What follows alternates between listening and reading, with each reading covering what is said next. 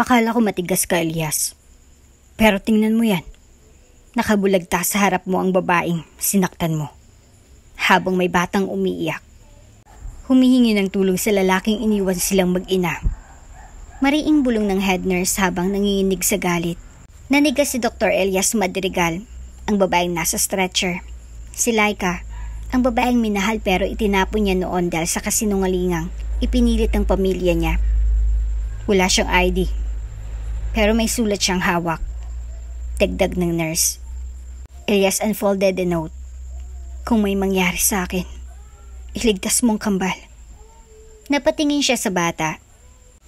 Nasaan ang isa pang anak mo, Dok? Bakit mag-isa lang to? Bago ka pa lang sa channel neto, ibang kwento ni Ate Jane, istorya mo, ikwento ko. Huwag kalimutang pindutin ang notification bell at subscribe po. Malakas ang ulan. Parang may sinisigaw ang langit na siya lamang ang nakakaunawa. Kumalmot ang hangin sa mga bintana ng St. Adrian Medical Center habang sunod-sunod ang pagdating ng mga emergency vehicles. Sa gitna ng kaguluhan, isang itim na SUV ang dumiretso sa ER bay, binuksan ng pinto at ibinaba ang isang babaeng sugatan, duguan at walang malay. Hit and run victim, walang ID. Nasa late 20s to early 30s ang age estimate. Sigaw ng paramedic habang hinahakot ang stretcher papasok ng trauma room. Tumilapon sa sahig ang isang basang sulat mula sa kamay ng babae. Code Crimson, internal hemorrhage suspected, multiple fractures, possible skull trauma.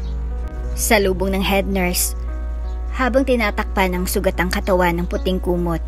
Habang pinapaligiran ng mga nurse at residente ang pasyente, may isang tawag ang dumating sa intercom ng ospital. Dr. Elias Madrigal, you are requested for an emergency surgery at Trauma Room 3, Code Crimson.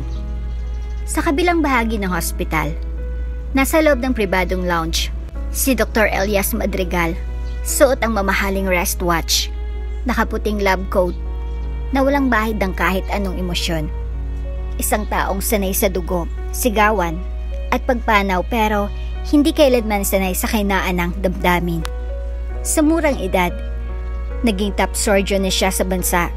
CEO rin siya ng isang malaking medical conglomerate. Para sa karamihan, isa siyang Diyos ng operasyon. Pero para sa ilan, isang malamig na lilalang na hindi marunong magmahal. Pagkarinig ng anunsyo, tumayo si Elias. Binuksan ang tablet para tingnan ang patient file. Pero walang nakarehistrong pangalan. Unknown female, severe trauma, critical. Another night, another broken body. Bulong niya. Malamig pa rin ang tono bago tinungo ang operating room. Pagpasok niya sa trauma room number 3, tumigil ang lahat ng gumagalaw, pati ang orasan. Parang bumagal nang tumambad sa kanyang pasyente, nanigas ang kanyang katawan. Laika? Halos pabulong niyang sabi. Dok? Tanong ng residente habang pinapasok siya. Hindi siya sumagot, lumapit siya. Inangat ang puting kumot. Ang basag na mukha, ang dugo ang buhok, ang pilik matang kilalang kilala niya. Iyon ang babaeng iniwan niya isang dekada nang nakalilipas. Si Laika, ang babaeng pinakasalan niya noon, ang babaeng minahal niya at pinaniwalaan niyang nagtaksil. Ang babaeng minura at itinaboy nang walang paliwanag. Ang babaeng dinali niya sa altar at iniwan sa ulan. Doc, kayo po bang lead surgeon? Tanong muli ng resident, pero hindi pa rin makasagot si Elias. Lumapit ang head nurse. Doc, may nakuha kaming sulat na nahulog sa kamay niya.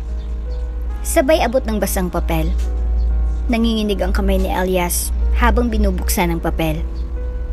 Kung may mangyari sa akin, iligtas mo ang kambal. Kambal? Hindi na siya nakapagsalita. Inagaw ng adrenaline ang kanyang kalamnan.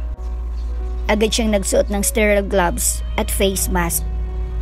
Ibang klasang tibok ng puso niya ngayon. Hindi dahil sa kaba ng operasyon, kundi dahil sa isang sugat ng kahapon na biglang bumalik. Dalang isang lihim na hindi niya handang harapin. Scalpel, Utos niya at nagsimula ang operasyon. Habang sinisilip ang mabasag na buto, dugo ang organo at ang punit na laman, unti-unting bumabalik ang mga alaala. Ang araw ng kasal nila ni Laika, ang pag-iyak nito habang pinapalayas ng ina niya si Laika mula sa bahay nila. Ang huling pagkakataon na nakita niya itong humahagulhol sa gitna ng ulan habang siya'y tahimik na lumingon palayo. Tumulo ang pawis sa noo ni Elias. Hindi ito dulot ng pagod, ito'y takot. Takot na baka ngayon pa lang niya ulit nakita si Laika at baka ito na rin ang huling pagkakataon. Stabilize the pressure. We're losing her. Sigaw ng anesthesiologist. Tuloy ang suction. Prepare 2 units of AB positive blood. Bilis. Utos na Elias, nanginginig ang boses niya pero hindi niya ipinapahalata. Samantala, sa labas ng operating room, isang batang babae na basang-basa sa ulan ang nakaupo sa isang monoblock chair.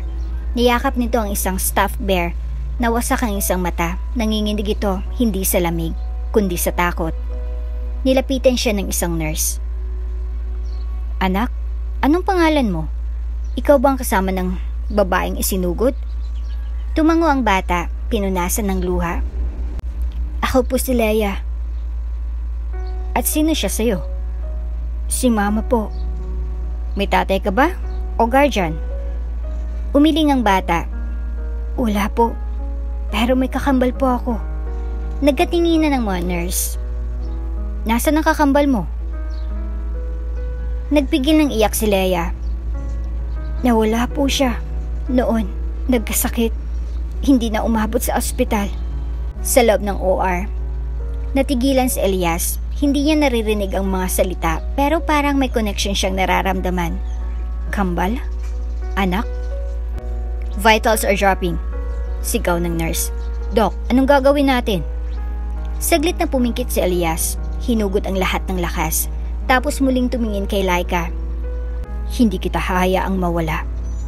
Bulong niya. Hindi ulit. Muling nagbigay ng utos si Elias. Mabilis at tuloy-tuloy. Sa tulong ng buong surgical team, nagawa niyang ipirma ang pagdurugo at maisara ang internal wounds. Bago isarang huling tahi, tumingin siya sa mukha ni Laika. At sa kauna-unahang pagkakataon sa matagal na panahon, may tumulong luha sa kanyang mata. Pagkatapos ng operasyon, tahimik na lumabas si Elias. Doon niya nakita ang batang babae. Nakatayo sa gilid. Hawak pa rin ang sariling stuffed toy.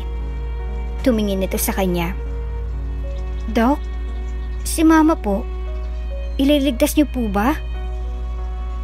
Hindi siya agad nakasagot. Kasi po, siya na lang ang meron ako. Dito siya parang tinamaan ng kidlat. Anak niyo ba ito? Basang-basa pa rin sa ulan si Leia. Nanginginig habang nakaupo sa labas ng operating room.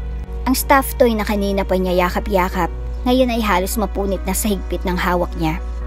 Namumugto ang mga mata ng bata, halatang hindi pa rin natutuyo ang mga luha mula kanina pa. Dahan-dahang lumapit si Dr. Elias Madrigal, tinanggal ang gloves at face mask at huminga ng malalim. Hindi pa rin siya makapaniwala sa kinatatayuan niya. Isang bata, biglang tumambad sa buhay niya sa isang gabi ng trahedya, kasabay ng muling pagbagsak ng mundo niya. Anak, Iha, anong pangalan mo? May hinang tanong ni Elias. Baka sangka ba sa tinig? Tumingala si Leia, bahagyang nag-aalangan pero halatang umaasa. Leia po. Tumigil ang mundo ni Elias. Leia? Parang sinuntok ang kanyang dibdib. Isang pangalang minsan nilang pinag-usapan ni Laika noon. Kung magiging babae raw ang anak nila, gusto nitong pangalang Leia. Dahil sa ibig sabihin nito, bearer of good news. Kumusta ka, Leia? Anong nangyari sa inyo ng mama mo? Tanong niya ulit. Pilit na itinatago ang panginginig ng kanyang boses. Napayo ko si Leia. Kumatok po sa pinto.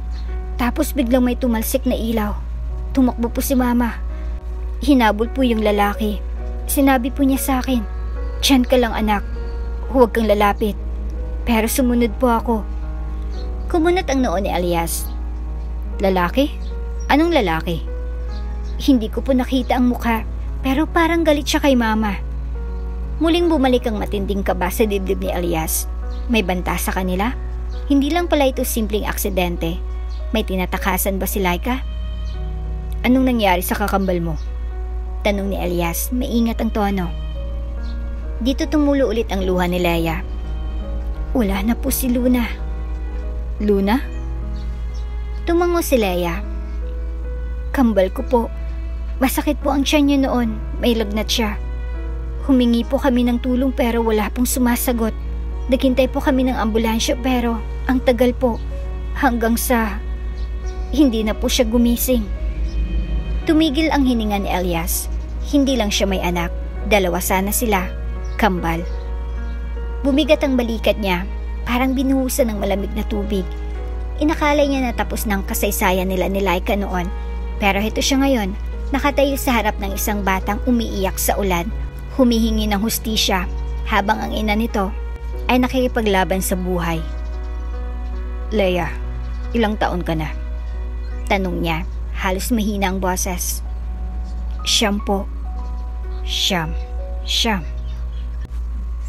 Eksaktong 10 taon mula nung huli niyang nakita si Laika. Iyon ang gabing pinalayas niya ito. Dahil sa kasinungalingang ipinasok ng sariling ina niya sa kanyang utak. Iyon ang gabing pinili niyang maniwala sa intriga kaysa sa pag-ibig. At ngayon narito sa harap niya ang bunga ng gabing iyon. Buhay, humihinga, nasasaktan. Lumapit ang head nurse at maingat na lumuhod sa tabi ni Leia. Anak, may kamag-anak ka ba? Lolo, Lola, Tita. Umiling si Leia. Wala po. Kami lang ni Mama. Palipat-lipat po kami ng tirahan. Pag hindi na po kaya ng upa, lilipat na naman. Pero masaya po kami, basta magkasama po kami. Napapikit si Elias. Kung noong 10 taon pa lang ang nakalilipas ay naniwala siya sa asawa niya, sana hindi ganito ang kahinatnan. Doc, may hinang sabi ng nurse kay Elias. Pwede po ba naming ilipat sa pedia observation si Leia? Tumingin si Elias kay Leia. Pero bago pa siya makasagot, biglang tumayo ang bata at lumapit sa kanya.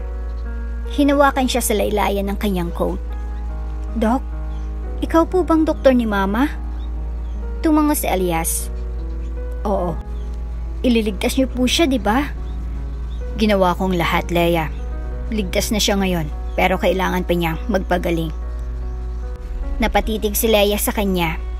Matagal. Parang may sinusukat. Kilala ka po ni Mama? Natigilan si Elias. Oo, matagal na kaming magkakilala. Tumingin sa kanyang mga mata si Leia, sabay sabing, parang kamukha ko po kayo. Parang may bombang sumabog sa pagitan nila. Ang hinala na kanina'y sinasakal si Elias, ngayon parang lantad na sa liwanag. Wala na siyang matatakasan. Anong apelyado mo, Leia? Tanong niya, nanginginig. Hindi ko po alam. Basta po sabi ni Mama, importante raw na itago namin ang apelyado namin. Bumigat ang pakiramdam ni Elias. Alam ni Laika. Alam nitong delikado. At ngayon, parang ang lahat ng kasalanan niya noon ay bumabalik na para singilin siya. Pagka-uwi niya ng gabing iyon, hindi siya agad nakatulog. Paulit-ulit sa isip niya ang bawat sinabi ni Leia. May kakambal po ako. Pero nawala siya. Kami lang po ni Mama. 10 taon ang nakalipas. Tahimik ang hapon sa Madrigal Estate. Pero sa puso ni Laika, may kulog na bumubuo. Hawak niya ang isang maliit na kahon. Ang pregnancy test kit na nagpabago sa lahat. 2 malinaw na linya. Positibo. May anak siya. May anak sila ni Elias. Habang hinihintay niya sa sala ang kanyang asawa, paulit-ulit niyang iniisip kung paano sasabihin ito. Natatakot siya, pero may kasamang pag-asa. Baka sa anak nila, mas maging matibay sila. Pagpasok ni Elias sa pinto, nakangiti siya. Kahit nanginginig ang mga kamay. Elias, may sasabihin ako sa'yo. Ngunit bago pa siya makapagsalita, bumukas muli ang pinto. Isang matunog na sigaw ang pumunit sa ere. Ano to, Elias? Hiyaw ni Matilda Madrigal, ang ina ni Elias, habang bitbit ang isang tablet. Bago pa man makalapit si Laika, ibinagsak ni Matilda sa mesa ang gadget. Nakadisplay sa screen ang larawang kuha mula sa isang event. Si Laika, kasamang isang lalaking tila pamilyar, magkaakbay, tila masaya.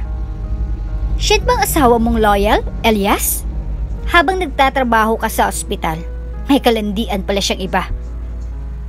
Nanlaki ang mata ni Elias. Laika, ano to? Napahigpit ang hawak ni Laika sa pregnancy kit na nasa bulsa niya. Hindi mo naiintindihan. Kuya ni Mariel yan, kaibigan namin sa probinsya. Niyakap lang ako niya sa picture dahil. Pero hindi siya pinatapos. Wala akong pakialam sa paliwanag mo. Sigaw ni Matilda. Hindi ka karapat-dapat sa anak ko. Tapos ngayon, may anak ka pang iba? Naguluhan si Elias. Anak? Kaninong anak? Napatigil si Laika. Dapat doon niya isisingit ang balita. Doon niya sasabihing buntis siya, na ang dinadala niya ay anak ni Elias. Pero sa ingay, sa paninira, at sa malamig na titig ni Elias, hindi siya makasingit. Humakbang palayo si Elias. Wala akong ibang hiningi kundi katapatan, Laika. Pero anong ibinalik mo? Elias, buntis ako. Bulong niya, halos hindi marinig sa pagitan ng mga sigawan. Ano? Tanong ni Elias, nakakunot ang noo. Wala. Napakagat-labing sagot ni Laika. Tinupi niya sa palad ang pregnancy kit. Hindi niya maririnig ito mula sa akin. Hindi ngayon. Hindi ganito. Kinabukasan, sa ilalim ng malakas na ulan, nakaload si Laika sa gilid ng kalsada, bitbit ang isang bag na may konting damit. Wala na siyang matatakbuhan. Wala siyang perang pambili ng pamasahe. Walang bumubukas na pinto. Wala nang Elias na susundo. At wala nang Elias na nakinig. Sa San Raimundo, isang tahimik na baryo. Doon siya nagpatuloy ng buhay, mag-isa. Lumipas ang mga buwan. Lumaki ang tiyan niya. Walang prenatal check-up. Walang tulong medikal. Tanging si Aling Gunding lang, isang retiradong hilot, ang tumulong sa kanya. 2 tong iha. Sabi ni Aling Gunding habang hinahaplos ang tiyan ni Laika. Kambal. Napaiyak si Laika. 2 buhay ang kailangan kong protektahan at walang makakatulong kundi ako lang. Sa paglipas ng 10 taon, sina Leia at Luna ay lumaki sa isang munting barong-barong. Hindi man marangya, puno ng pagmamahal. Ang magkapatid ay inseparable. Kung nasan si Luna, nandoon si Leia, palaging magkahawak ng kamay. Isang araw, nagkasakit si Luna, mataas ang lagnat, nanginginig ang katawan, malamig ang balat. Masakit ulo ko. Daing ng bata, walang signal ang cellphone, wala ring pera si Laika. Naglakad siya palabas ng barangay upang humingi ng tulong, ngunit umuulan. Maputik ang daan, 1 oras bago dumating ang ambulansya. Pagbalik niya, si Leia ay nakaluhod sa tabi ng kapatid. Tahimik, walang iyak, parang walang alam sa nangyari. Hindi ko siya nabantayan. Ako kasi ang mas malakas. Ako dapat ang nawala.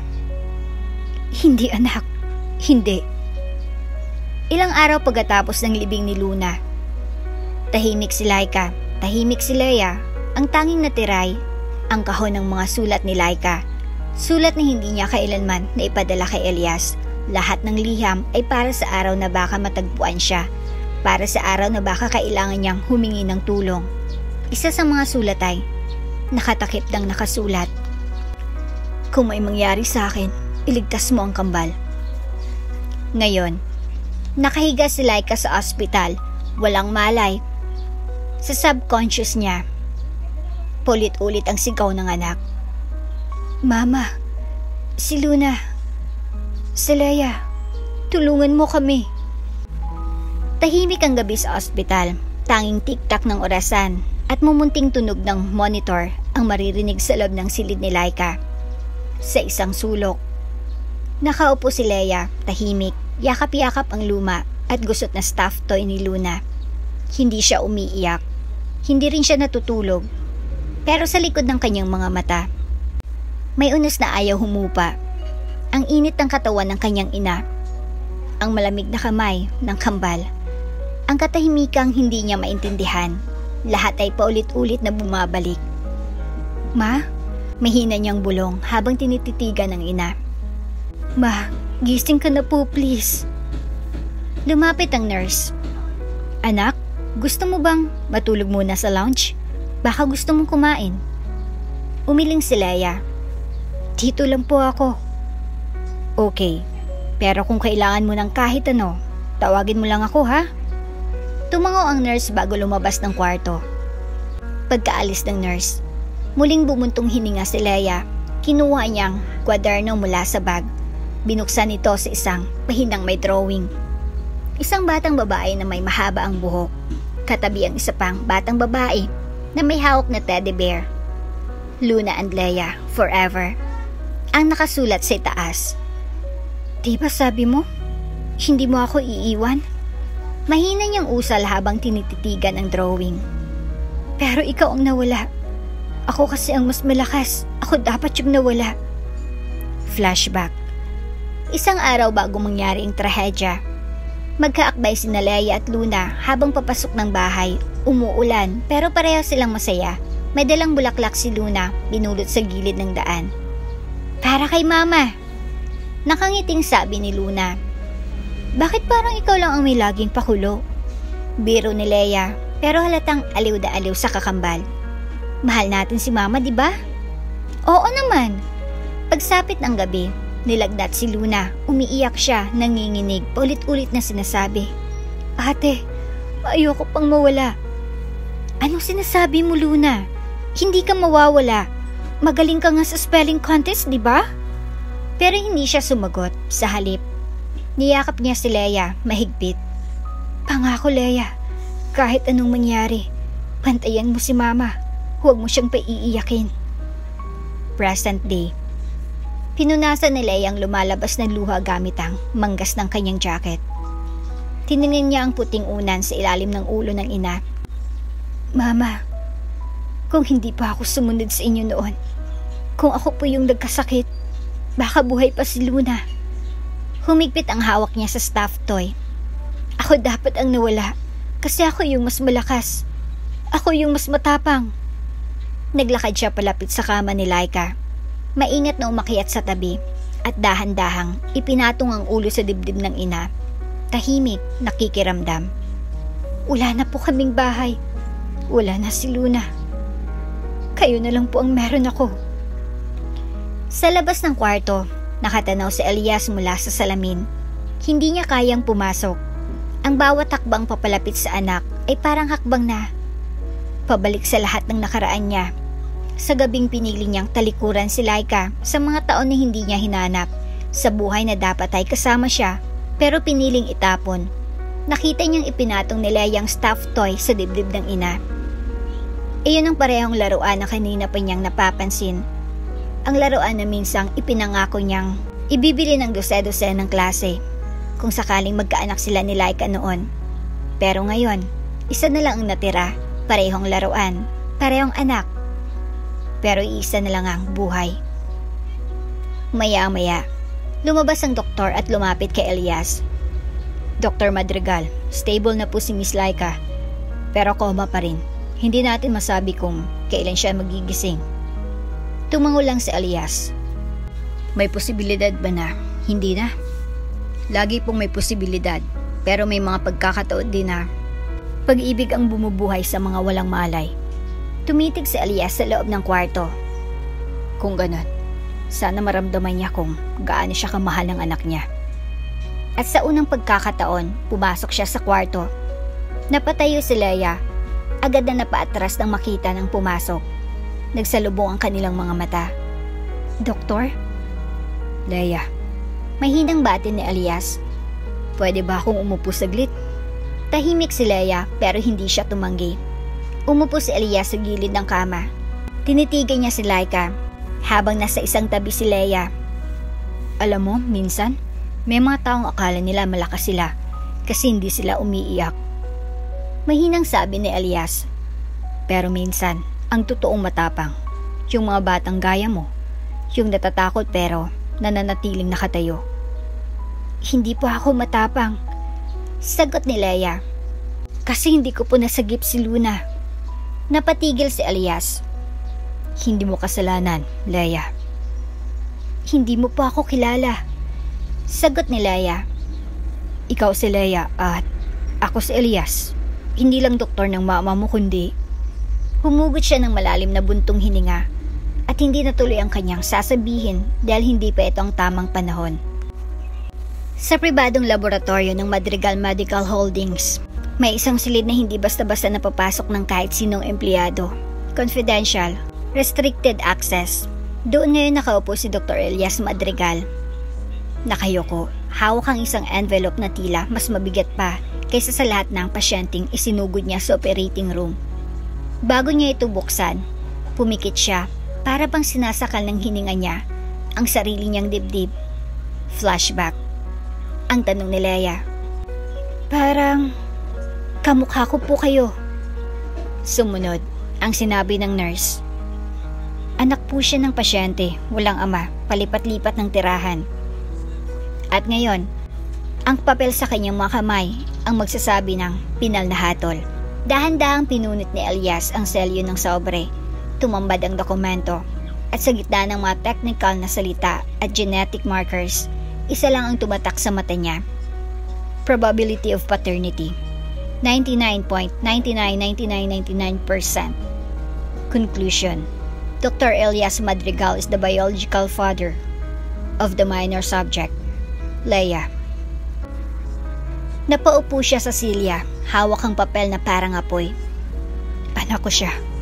Mahina niyang sambit. Ang isang damdaming matagal nang kinulong sa likod ng karangyaan, tagumpay, at malamig na pangarap, ngayon ay bigla na lang kumawala, parang may sumundot sa kanyang puso. Isang sakit na hindi kayang tapalan ng pera o posisyon. Hindi ito appendicitis, hindi ito tumor, ito ay isang sugat sa damdamin. Malalim at matagal na ngayon pa lang niya nadarama. Bigla siyang natawa, mapait. Akala ko patay na yung bahagi kong marunong magbahal. Bulong niya. Pero bakit ngayon? Parang gusto kong umiyak. Pagbalik niya sa ospital, dinatan niyang nakatulog si Leia sa tabi ng kama ni Laika. Magkahawak ang kamay ng mag-ina. Si Leia ay may bahagyang ngiti sa labi. Tila sa panaginip lang siya, nakakahanap ng payapang mundo. Lumapit si Elias, dahan-dahang umupo sa silyang kaharap ng kama. Ilang minuto siyang tahimik, pinagmasdan niyang noo ni Laika, ang linyang likha ng taon, ng pagod at pag-aalaga. Napansin niya rin ang bahagyang galo sa gilid ng braso, na tila bakas ng isang buhay na walang pahinga. Pasensya ka na. Mahinang sabi niya. Pinaniwala ko ng ina ko na niloko mo ko. Hindi ko man pinakinggan ang paliwanag mo.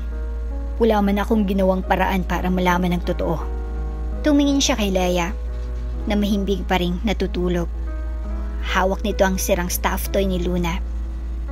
Kung sana lang ay naging mas matapang ako noon. Napakapit siya sa papel ng DNA result na kanina pa niya hawak. At sa loob ng kwarto, sa gitna ng katahimikan, tuluyang bumagsak ang luha mula sa kanyang mga mata. Kinabukasan, tumawag siya ng emergency board meeting para ipag-alam na ilang linggo siyang hindi papasok sa ospital. Ang mga shareholders ay nabigla. Ang kilalang Dr. Elias Madrigal, ang taong halos nakatira sa operating room, ay bigla na lang magpapahinga. May personal akong kailangang ayusin. Maikling sagot niya. Walang nagtanong pa. Sanay silang hindi pinapakailaman si Elias. Bumalik siya sa ospital dalang isang bagay, isang maliit na kahon na may laman ng bracelet na may pangalan na Leia at isang maliit na singsing na pambata. Regalo sana niya iyon sa anak nilang hindi niya alam na isinilang. Hindi man ito makabawi sa 10 taon na nawala. Pero sana maging simbolo ito ng bagong simula. Nang magising si Leia, nakaupo na sa tabi ng kaama si Elias. Tahimik. Hindi nagmamadali. May luhang naiwang bakas sa kanyang pisngi. Pero ngumingiti siya ngayon. Leia. May hidang tawag niya. Inihanda ko to para sa anak ko noon, pero hindi ko na ibigay. Ngayon, gusto ko sanang ibigay sa'yo. Sabay abot ng maliit na kahon. Bumukas ang kahon, tumambad ang bracelet na may nakaukit na pangalang Leia at isang pink na singsing na may hugis bituin.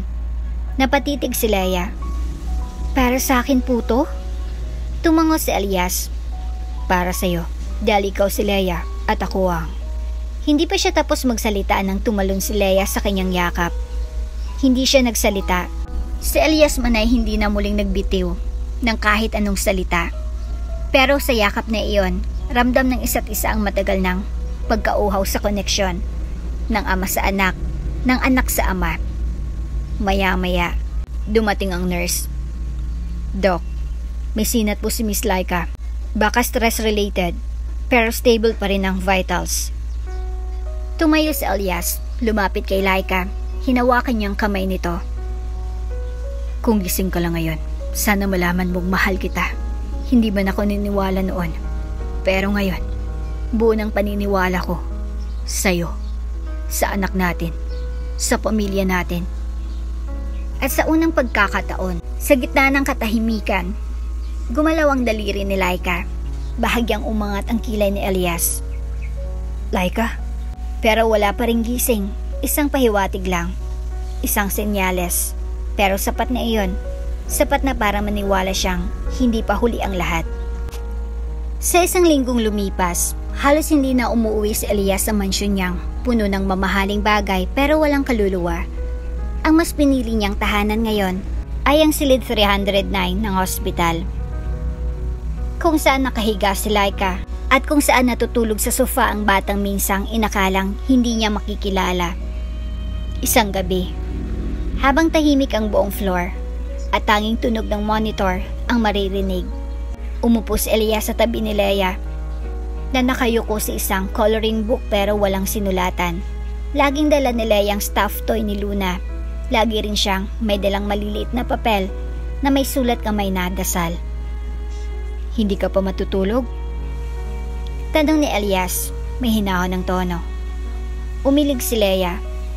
Baka po kasi magising si Mama. Gusto ko po ako yung unang makita niya. Pangiti si Elias. Mabait kang bata. Tahimik. Ilang saglit ang katahimikan bago nagsalita muli si Leia. Doc, Tito Elias. Tumingin siya sa mga mata ng lalaki. Pwede ko po ba kayong yakapin? Parang may bumara sa lalamunan ni Elias. Noon lang siya tinanong ng ganoon. Noon lang siya makarinig ng ganong inosenteng hiling. Isang simpleng yakap mula sa batang siya mismo ang dahilan kung bakit lumaking kulang. Hindi siya sumagot. Sa halip, dahan-dahan niyang inilapit ang sarili at ibinuka ang kanyang mga braso. Walang alinlangan. Si Leia ay lumapit at sumiksik sa kanyang dibdib. Mainit, maliit, nangangailangan. At doon, sa unang pagkakataon sa loob ng 10 taon, inakap ni Elias ang anak niya.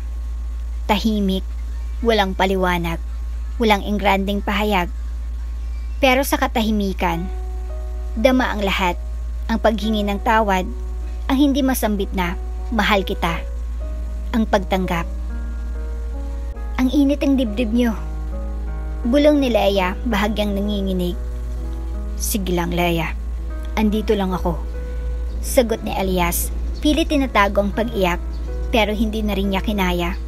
1, 2, hanggang sa bumulwak ang luhang, hindi niya na kayang pigilan. Ang kamay niya ay nakahawak sa likod ni Leia, parang ayaw niya nang bitawan, tila bang natatakot siya, na kung bibitew siya ngayon, baka mawala ulit. Si Mama po, sana gumaling na po siya. Bulong ni Leia habang nakasiksik sa kanyang dibdib. Kasi po, pag siya nawala, wala na po akong pamilya. Tumigil ang mundo ni Elias. Wala na po akong pamilya.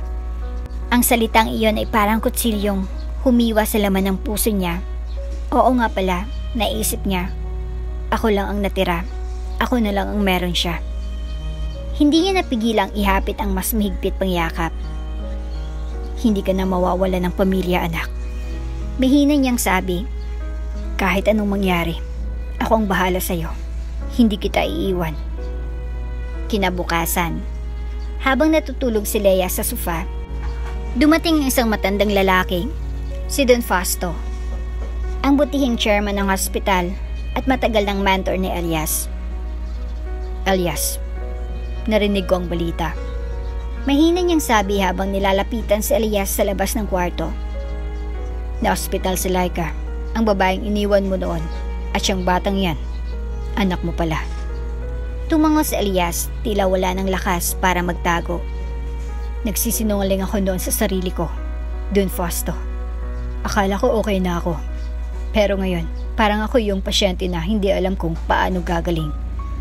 Alam mo kung anong gamot sa puso, Elias?" Tanong ni Don Fausto. "Ano po?" "Pagyakap sa sugat mo, hindi pagtakas." Tumingin si Elias sa loob ng silid. Si Leia, mahimbing pa ring natutulog. Nakatalukbong ng maliit na kumot, habang si Laika ay nasa coma, hindi pa rin gumigising. Pagkaraan ng ilang minuto, pumasok ulit si Elias. Naupo sa tabi ni Laika, hinawakan ng kamay nito, at tinawag sa unang pagkakataon, hindi bilang doktor, kundi bilang isang taong nagsisisi. "Laika, kung naririnig mo ko, gusto kong malaman mo na hindi na ako yung lalaking iniwan ka. Hindi ko alam ang totoo noon. Natakot lang ako. Nagpadala sa galit, sa kasinungalingan." Hinawakan niyang palad nito at ipunesto ang isa niyang kamay sa dibdib ng babae. "Nararamdaman mo ba to? Hindi ko man masabi noon, pero minahal kita. At ngayon, kung papayag ang tadhana, gusto kong bumawi. Gusto kong ayusin lahat." Lumipas ang mga oras. Hating gabi na. Ngunit hindi pa rin natutulog si Elias. Binabantayan si Leia. Binabantayan si Laika.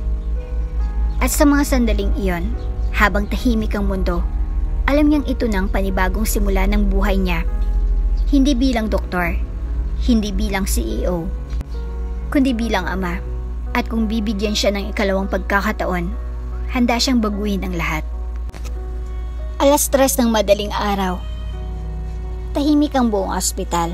Sa loob ng silid, isang maliit na ilaw lamang ang bukas sa tabi ng kama.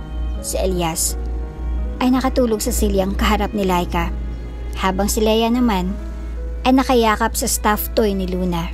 Mahimbing na natutulog sa sofa. Walang sinuman ang handa sa susunod na mangyayari. Biglang gumalaw ang madaliri ni Laika. Sumunod ang mata, dahan-dahang bumukas. Naglakad-lakad ang paningin sa paligid. "Saan ako?" May hinang bulong ng babae. Halos pabulong lamang, pero sapat para magising si Elias. Napabalikwas siya ng tayo.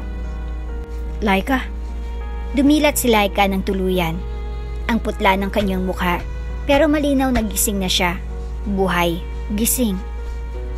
"Laika." Lumapit si Elias. Nanginginig ang kamay habang hawak ang palad nito. "Ako to, si Elias." Ngunit kumunot ang noo ni Laika. Parang may pagkailang. Tumitig siya sa mukha ng lalaki, saka dahan-dahang inalis ang kamay. "Elias?" Bulong niya. Sino ka?" Parang may sumabog sa dibdib ni Elias. "Laika, ako ang asawa mo, si Elias Madrigal. Hindi mo ako maalala?" Nilingon ni Laika ang paligid. Pilit inaalala ang naririnig, ngunit imbis na tugon, unti-unti siyang kinabahan. Anong taon na? Bakit ako nandito?" Nagmamadaling pumasok ang doktor at nurse. Pinulsuhan si Laika, sinuri ang mata. Tinanong ng basic questions. "Ma'am, anong pangalan mo?" "Laika." Napatigil siya. "Ano nga ulit ang buong pangalan ko?" Lumingon ng doktor kay Elias. "Kailangan po muna natin siyang obserbahan, Dok. Mukhang may cognitive disruption." Sa kabilang sulok, nagising si Leia. Napabangon. "Mama?" Sigaw niya, halos tumalon sa kama. Paglapit niya, tinignan siya ni Laika, ngunit walang kinang ng pagkakakilala sa mata nito. "Anong pangalan mo, Iha?" Tanong ni Laika. Walang kulay ang tinig. Napahinto si Leia. Mama, ako to. Si Leia po. Tahimik, walang reaksyon. Tanging pagtataka lang sa mukha ni Laika. Ako po yung anak nyo. Ako po yung kasama niyo sa bahay, di ba po? Naaksidente po tayo. Tapos sinugod kayo dito. Unti-unting umatras si Laika sa kama. Parang napapaligiran ng mga estranghero. Hindi ko kayo kilala. Mahinang bulong niya bago tumulo ang unang luha. Mama. Humagulhol si Leia. Lumabas ang doktor at kinausap si Elias sa hallway. Doc, base sa initial naming pagsusuri, mukhang meron siyang selective retrograde amnesia. Madalas itong dulot ng matinding emotional na trauma. Selective? Tanong ni Elias. Ibig sabihin, yung ibang bahagi lang ng alaala niyang nawala? Oo, hindi niya maalala ang mga taong malapit sa kanya, lalo na kung may malalim na emosyon o traumang kaugnay. Ako at ang anak namin. Bulong ni Elias. Tumango ang doktor. Pwede pa pong bumalik ang alaala pero walang kasiguruhan. Maaring unti-unti, maaring biglaan at maaring hindi na. Sa loob ng kwarto, nakaupo si Laika. Tulalang nakatitig sa salamin. Binibigyan siya ng gatas ng nurse pero hindi niya ito iniinom. Para siyang nawala ng direksyon. Parang siya ay kaluluwang nawawala sa sariling katawan. May bata kanina, umiiyak. Sabi niya, anak ko raw siya. Mahina niyang sabi, pero wala akong anak, wala akong asawa, wala akong maalala. Baka sa boses niyang takot. Ang pangambang baka hindi niya na makilalang sarili. Sa lounge, si Leia ay tahimik na umiiyak habang yakap ni Elias. Bakit po ganun? Tanong ni Leia. Bakit po hindi ako kilala ni Mama? Hindi agad nakasagot si Elias. Hinaplos niya ang buhok ng bata. Hindi natin kasalanan, anak. Pero gagawin natin ang lahat para maalala ka niya. Paano kung hindi niya na ako matandaan? Hinigpitan ni Leia ang yakap. Ako na lang po meron siya. At sa linyang iyon, muling naalala ni Elias ang mga salitang bumulong si Leia noong isang gabi. Kasi po, pag siya nawala, wala na ba akong pamilya? Ngayon, narito ng ina, gising, buhay. Ngunit ang alaala ng kanilang pagmamahalan, ang connection sa anak, ang buong pagkatao ng kanilang pamilya, wala na. Gabi na, muling bumalik si Elias sa silid ni Laika. Wala si Leia, pinatulog muna ng nurse sa pedia ward pansamantala. Si Laika ay gising pero walang imik, tila manhid sa lahat. May hawak siyang sulat, isa sa mga luma niyang isinulat noon na nailigtas mula sa kanyang bag. Sinulat ko raw to. Bulong niya, pero hindi ko maalala kung bakit. Lumapit si Elias. Iyan ang sinulat mo noon. Sinabi mong kung may mangyari sa'yo, iligtas ko ang kambal. Tumitig si Laika sa kanya. Kambal? Tumango si Elias. May dalawa kang anak, si Leia at si Luna. Nasaan siya? Hindi sumagot si Elias. Dahan-dahang tumulo ang luha ni Laika. Hindi dahil naalala niya, kundi dahil may lungkot na hindi niya maipaliwanag. Bakit parang ang sakit sa dibdib ko? Tanong niya. Parang may nawawala. Tumango si Elias, pilit na hindi umiyak. Kasi may bahagi ka na nawawala, Laika. At kahit hindi mo kami maalala, hindi kami aalis. Madaling araw. Walang buwan sa langit. Sa ospital, katahimikan ang bumalot sa buong pasilyo. Sa loob ng silid, 309. Mahimbing ang tulog ni Laika, pero ang kanyang mukha ay hindi payapa. Ang kanyang noo ay pawisan, at ang kanyang mga mata, bagamat nakapikit, ay kumikibot na parang may kinakatakutang tanawin. Bigla, sa gitna ng katahimikan, isang impit na boses ang lumabas sa kanyang labi. Luna. Napabangon si Elias mula sa kanyang pagkakaupo sa silya. Nakayuko siya kanina. Tulug-tulugan. Hawak ang kamay ni Laika. Ngunit ngayon, Ang tinig ni Laika ay tila kirot na tumusok sa kanyang puso. Luna. Ulit ni Laika, mas mahigpit na ang paghinga. Parang hinahabol ang isang bagay na hindi niya makita. Laika. May hinang tawag ni Elias. Lumapit siya at dahan-dahang hinaplos ang noo ng asawa. Panaginip lang yan. Ngunit hindi tumigil sa Laika. Mula sa pagkakahiga, bigla siyang pumaling, tila nagwawala.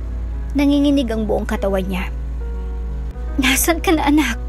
Luna, huwag mo akong iwan. Anak! Napatingin sa monitor ang nurse na nakabantay sa kamera.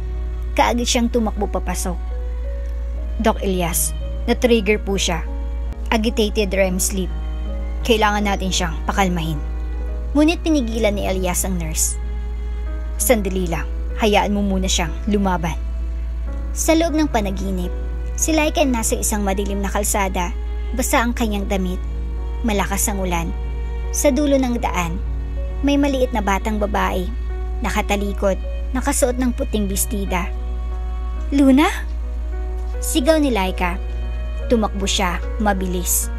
Kinakabog ang dibdib, ngunit parang hindi siya umuusad. Parang mas lumalayo ang bata habang nilalapitan niya. Luna! Napalingon ng bata. Mapuputla ang labi. Malalim ang mga mata.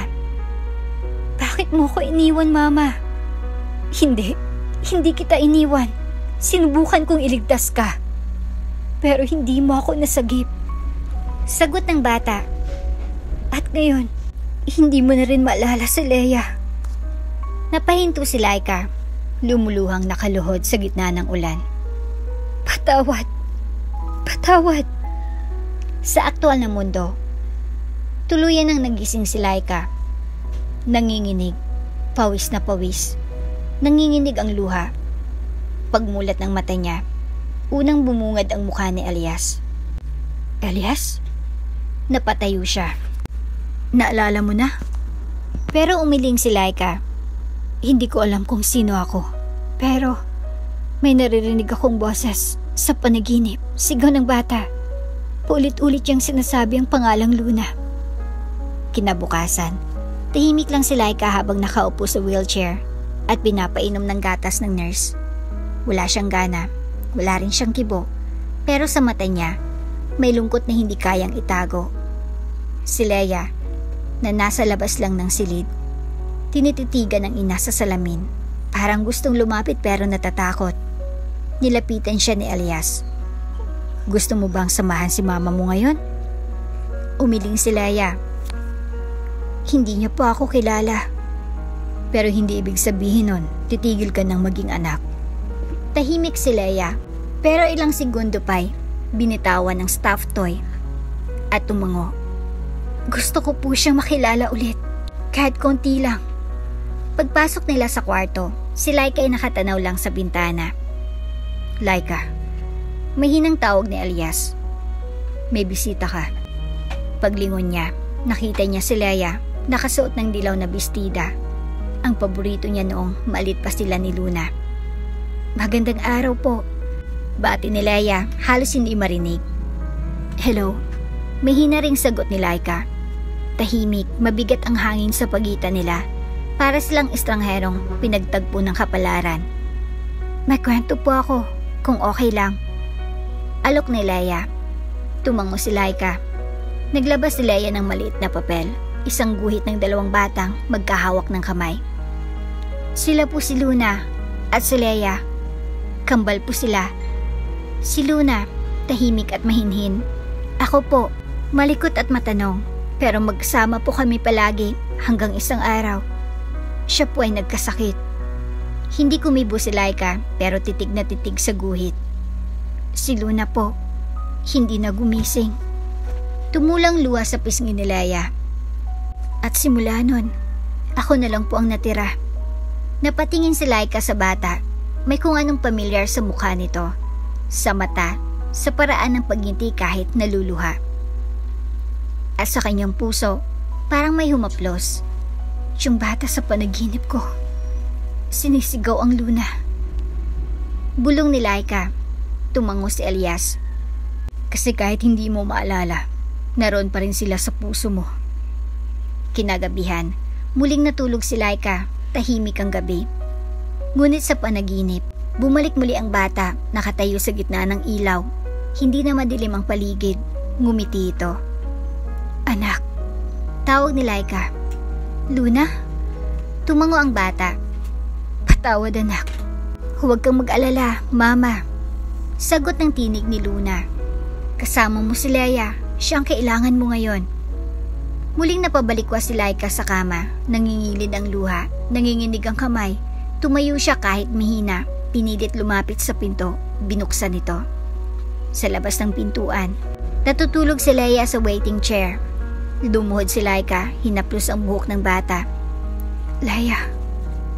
Tumilat si Leia. Mama? Ngumiti si Laika, bagamat bakas pa rin ang kalituhan sa mata. Hindi ko man maalala, pero pakiramdam ko, ikaw ang tahanan ko. At sa unang pagkakataon mula nang magising si Laika, nagyakapan silang mag-ina. Nang gabing iyon, matapos ang panaginip, kung saan muling nagpakita si Luna, hindi na nakatulog si Laika. Nakatulala siya sa kisame, nang silid habang hawak-hawak ang guhit na ibinigay sa kanya ni Leia. Dalawang batang magkahawak kamay. Hindi niya maipaliwanag, pero may luhang kusa na lang tumulo sa gilid ng mata niya. Bakit parang masakit ang puso ko? Bakit kahit wala akong maalala, parang may nawawala? At may galit sa dibdib ko na hindi ko matukoy kung para kanino. Kinabukasan, tahimik na pumasok si Elias sa silid. May dala siyang mainit na sabaw at isang maliit na pulang kahon. Nakita niya si Laika, nakaupo na sa wheelchair, tulalang nakatanaw sa bintana. Laika, may hinang tawag ni Elias. May gusto akong sabihin. Hindi siya lumingon, pero hindi rin siya tumutol. Umupo si Elias sa tabi niya. Halos isang dangkal lang ang pagitan nila. Naalala mo na ba ako? Tanong ni Elias, nanginginig ang boses. Umiling si Laika. Hindi, pero may mga tanong akong hindi masagot. Tulad ng, bakit may laging kirot sa dibdib ko kapag nakikita kita? Huminga ng malalim si Elias. Ngayon na, wala nang atrasan. Tahimik, isang segundo, dalawa. Hanggang sa bumaling ang mata ni Laika sa kanya. Gulat na gulat. Hindi makapaniwala. Asawa? Tumango si Elias. Nagpakasal tayo 10 taon nang nakalipas. Mahal na mahal kita. Pero, iniwan kita. Dahil naniwala ako sa kasinungalingan ng iba. Hindi kita pinakinggan. Napatitig si Laika sa kanya. Bakas ang pagkalito. Ngunit unti-unti, may nangibabaw na damdamin. Sakit. Kung asawa kita at mahal mo ko, bakit mo ako iniwan? Nanginginig ang tinig niya kahit wala siyang buong alaala. Ang tanong ay parang nanggaling hindi sa isip kundi sa kaluluwang sugatan. Napayuko ko si Elias. Dahil naging duwag ako. Pinaniwala ko ng ina ko na may ibang lalaki ka.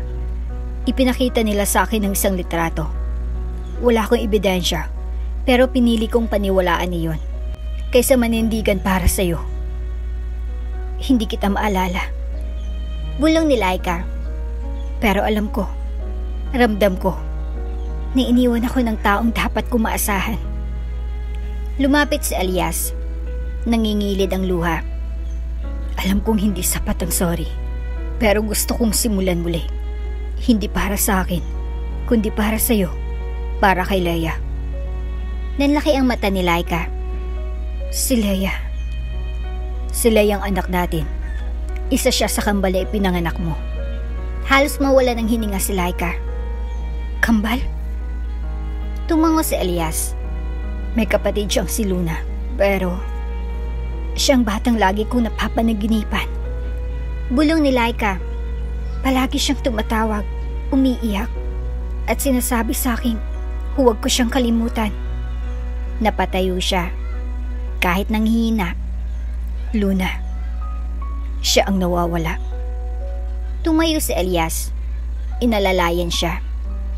Wala na siya, Laika. Hindi siya umabot sa ospital.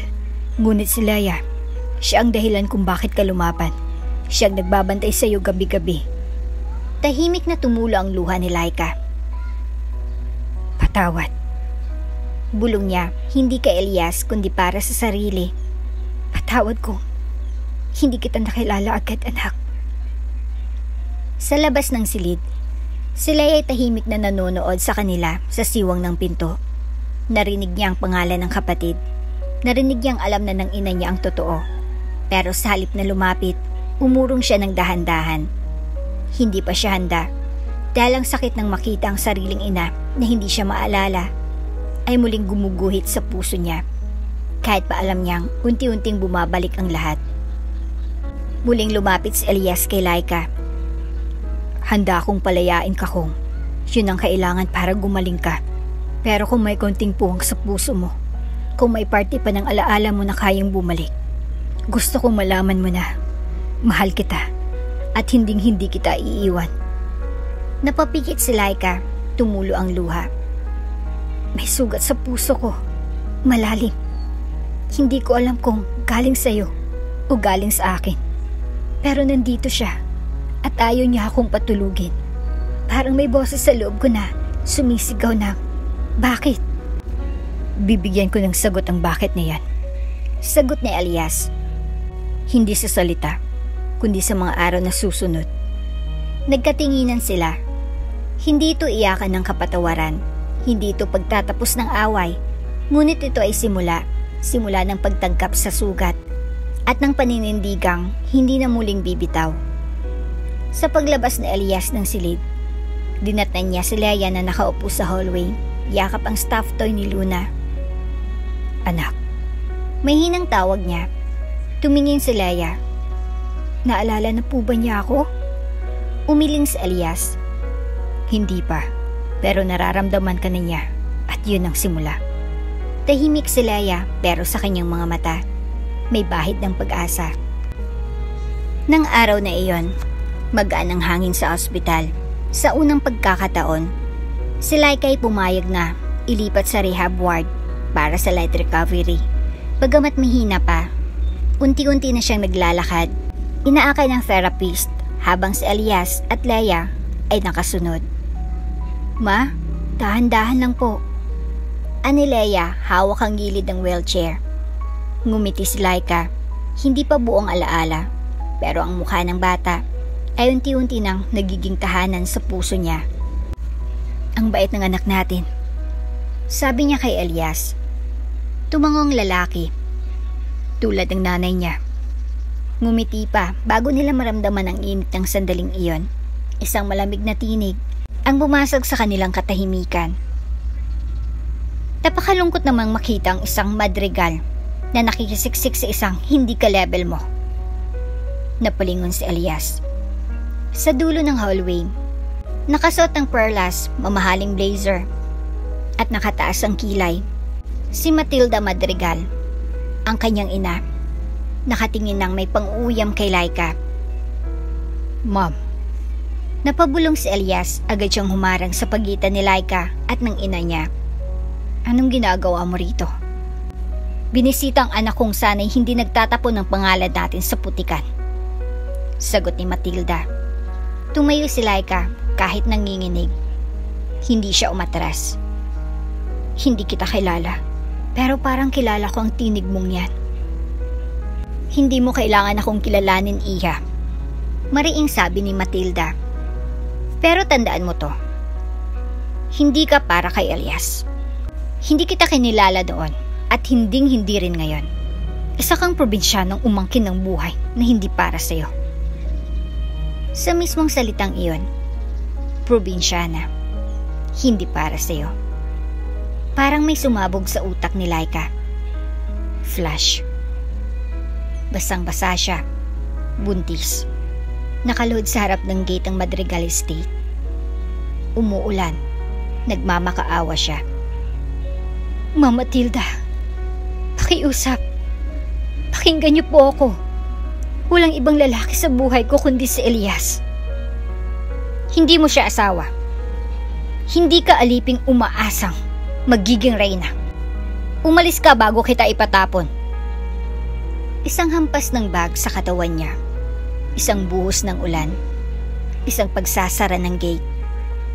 At pagkatapos, isang impit na sigaw ng bata sa sinapupunan niya. Ah!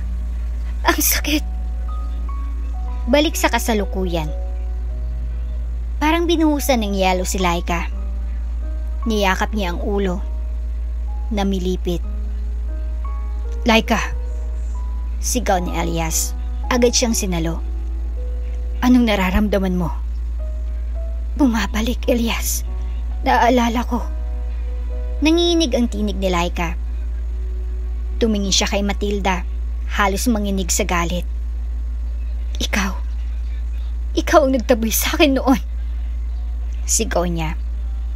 Namutla si Matilda, pero hindi umatras. Dahil hindi ka karapat-dapat sa anak ko. Buntis ako noon. Walang-wala. At ikaw mismong nagsabi sa akin na hindi ako para sa pamilya ninyo. Ikaw ang dahilan kung bakit nawalang kalahati ng buhay ko. Tumulang luha ni Laika. Pero ngayon ay hindi na dahil sa takot, kundi dahil sa galit at sa paggamulat. Kung hindi mo ako itinaboy, sana hindi ko pinalaki ang mga anak kong mag-isa. Sana hindi ko inilibing ang isa kong anak na wala man lang tulong. Laika, sabi ni Elias, yakap siya sa balikat. Tama na, ako nang bahala. Ngunit si Laika ay humarap ng buong tapang. Hindi ako magpapatahimik. Hindi ngayon. Tumingin siya kay Leia.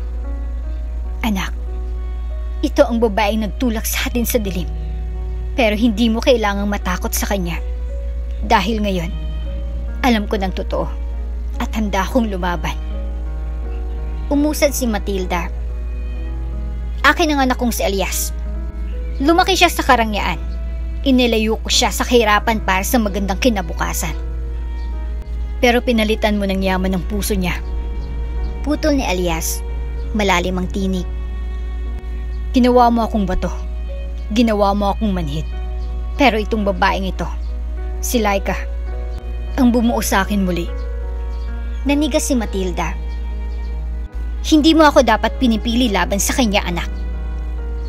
Hindi ito tungkol sa pagpili. Sagot ni Elias. Ito ang tamang gawin. Dahil ngayon, hindi ko na ikinakahiya ang pamilya ko. At kung yan ang dahilan kung bakit masisira ang pangalan ng Madrigal, mabuti pa, palitan na natin ng apelyido ng may puso. Naglalakad na si Laika palayo. Hinawakan niyang kamay ni Leia. Uwi na tayo, anak. Tumingin si Leia. Saan tayo uuwi? Napatingin si Laika sa kanya. Hindi pa sigurado, pero alam niyang hindi na siya alipin ng kahapon. Sa lugar kung saan walang gate na isasara laban sa atin. Sa hallway, si Matilda ay naiwan mag-isa. Nanginginig. Ngayon lang siya hindi nasunod. Ngayon lang siya tinalikuran ng sariling anak. At sa unang pagkakataon, sa ilalim ng kanyang mamahaling blazer, nararamdaman niyang siya na lang ang nag-iisang walang tahanan. Tahimik ang simoy ng hangin sa libingan ng San Raimundo. Wala ni isang ibon. Wala ring ibang tao, kundi si Elias. Bitbit ang isang maliit na puting teddy bear na may tagpil sa mata. Ang dating pag-aari ni Leia na ngayon ay hawak niya para ialay sa anak na hindi niya kailanman nayakap. Huminto siya sa harap ng maliit na lapida na may nakaukit. Luna S. Madrigal. Minsang dumaan, ngunit habang buhay na minahal. 2012 to 2021. Tumitig si Elias sa pangalan ng anak. Ang pangalan na minsang narinig niyang sinisigaw ni Laika habang walang malay. Ang pangalang iniiyak ni Leia tuwing gabi. At ngayon, ang pangalang binabasa niya, hindi bilang doktor o bilyonaryo, kundi bilang isang ama. Isang amang hindi dumating noong kailangan siya. Dahan-dahan siyang lumuhod sa harap ng puntod. Marahan niyang inilapag ang teddy bear sa damuhan. Pinisil niya ang mismong kamay ng laruan at sa pagsiksik ng hangin, bumagsak ang unang luha sa kanyang pisngi. "Kamusta ka, Luna?" Mahinang tanong ni Elias. "Hindi mo ako kilala. At sa totoo lang, wala akong karapatang tawagin ang sarili ko bilang tatay mo." Hinaplos niya ang gilid ng puntod. "Pero gusto kong malaman mo na mula sa araw na nalaman kong anak kita, bawat minuto, pasan ko ng bigat ng pagkawala mo." Nagsimulang manginig ang kanyang boses. "Patawad, anak.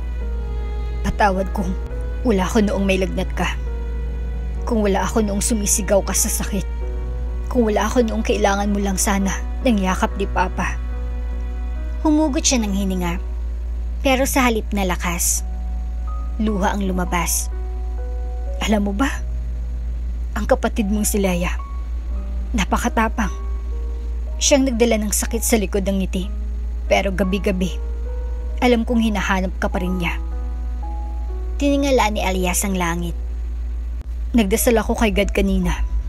Sabi ko, kung may ibabalik ko lang ang oras, kahit isang gabi lang, kahit isang minuto lang, babalikan ko yung araw na pinili kong maniwala sa galit kaysa sa pag-ibig. Babalikan ko yung araw na pinalayas ko ang mama mo. Taladala ka sa sinapupunan. Kung alam ko lang nakasama kita sa tiyan niya noon." Napayuko si Elias. Wala na siyang boses. Tanging hikbi. Tanging luha. "Sabi ng iba, diba, masakit mawala ng minamahal?